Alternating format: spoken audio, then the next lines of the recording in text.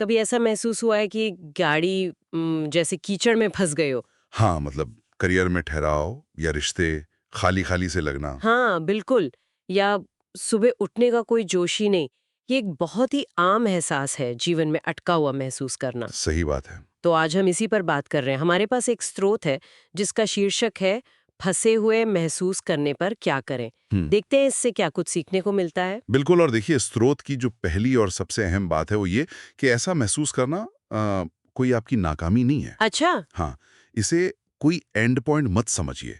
ये बस एक एक सिग्नल है, एक ठहराव जो हमें सोचने पर मजबूर करता है। जैसे जैसे ट्रेन गलत पटरी पर हो तो ब्रेक लगाना पड़ता है। हाँ, बिल्कुल। वही, ये पीछे जाना नहीं है, ये असल में दिशा बदलने की तैयारी है, एक जरूरी पॉज। ये तो बड़ा दिलचस्प नजरिया है, क्योंकि अक्सर जब हम फंसा हुआ महसूस करते हैं तो पहली प्रतिक्रिया क्या होती है? भागो। हाँ, हाँ, बिल्कुल। Netflix, social media. वही, कोई भी विकर्षण, बस उस एहसास से दूर भागना। लेकिन स्रोत कह रहा है कि असली रास्ता इसके ठीक उलट है। सही। स्रोत इसी बात पे जोर देता है कि भागने से हम सिर्फ उस सिग्नल को, उस अलर्ट को अनसुना कर रहे हैं। हम्म। असली विकास तो तब शुरू होता है जब हम रुकते हैं, खुद के साथ बैठते हैं और पूछते हैं, भाई असल में क्या बात है जो परेशान कर रही है। कठिन सवाल है ये तो। हाँ है। जैसे, क्या छोड़ देने की जरूरत है, कौन सी सोच या आदत अब मेरे लिए काम नहीं कर रही। और स्रोत कहता है इन विचारों को लिख लेना चाहिए, जर्नलिंग। अच्छा, लिखना इससे क्या होता है? इससे वो जो दिमाग में धुंध छाई रहती है ना, वो साफ होती है। मतलब विचारों में स्पष्टता आती है। तो अपने अंदर के शोर को सुनना और उसे कागज पर उतारना, ठीक है। पर मान लीजिए थोड़ी स्पष्टता आ गई, फिर आगे का रास्ता तो फिर भी धुंधला लग सकता है। यहीं पर स्रोत एक बहुत बहुत ही प्रैक्टिकल तरीका सुझाता है। कोई 5 साल की योजना बनाने को नहीं कहता वो। तो फिर? बस आज सिर्फ एक छोटा सा कदम उठाएं। बहुत छोटा। जैसे? कितना छोटा? कुछ भी।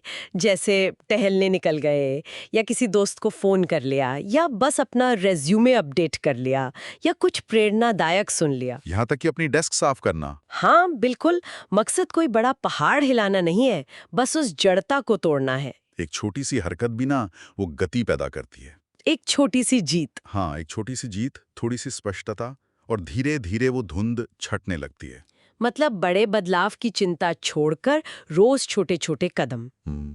ये सुनने में तो आसान लग रहा है। हाँ, पर इसमें मानसिकता का भी बड़ा रोल है। स्रोत इस पर भी बात करता है। माइंडसेट। कैसे? देखिए, हम इसलिए नहीं फंसे होते कि हम काबिल नहीं हैं। कई बार हम इसलिए फंसे होते हैं क्योंकि हम या तो भूल गए हैं कि हम असल में कौन हैं, क्या चाहते हैं। या शायद दूसरों से तुलना कर रहे हैं। बिल्कुल सही। वही, हम अपनी यात्रा की तुलना दूसरों की हाईलाइट रील से कर रहे होते हैं। स्रोत याद दिलाता है, आपका रास्ता आपका अपना है, दूसरों से तुलना बंद करो। हाँ, और ये जो ठहराव है ना, ये विफलता नहीं है, ये तैयारी है। तैयारी, ये शब्द मुझे उस मौसम वाले उदाहरण की याद दिला रहा है जो स्रोत में है। उसके बारे में बताएंगे जरा? हाँ, वो बड़ा अच्छा उदाहरण है। स्रोत मौसम का, खासकर सर्दी का उदाहरण देता है। सर्दी। हाँ, देखिए, सर्दी में बाहर से सब कैसा लगता है? शांत, रुका हुआ, जैसे कुछ बढ़ ही नहीं रहा। हाँ, पेड़ पौधे सब सुस्त लगते हैं। लेकिन जमीन के नीचे क्या हो रहा होता है? जड़ें मजबूत हो रही होती हैं, आने वाले वसंत के लिए ऊर्जा जमा हो रही होती है। अच्छा। तो अगर जीवन अभी सर्दी जैसा महसूस हो रहा है, तो शायद ये बाहरी भागदौड़ का समय नहीं है, ये अपनी नींव को, अपनी जड़ों को मजबूत करने का समय है।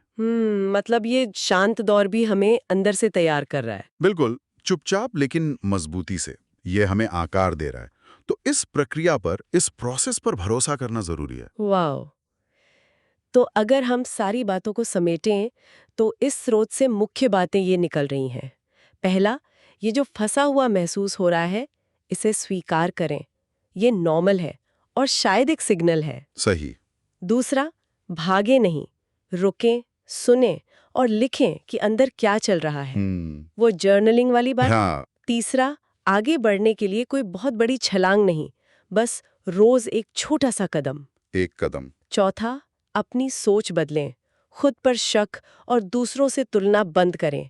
आपका रास्ता आपका है। बिल्कुल। और पांचवा, इस प्रक्रिया पर भरोसा रखें। समझें कि ये ठहराव भी एक तरह की तैयारी हो सकती है ना? जैसे वो स्रोत कहता है, आप फंसे नहीं हैं, आपको बस रीडायरेक्ट किया जा रहा है, पुनः निर्देशित। एकदम सही कहा।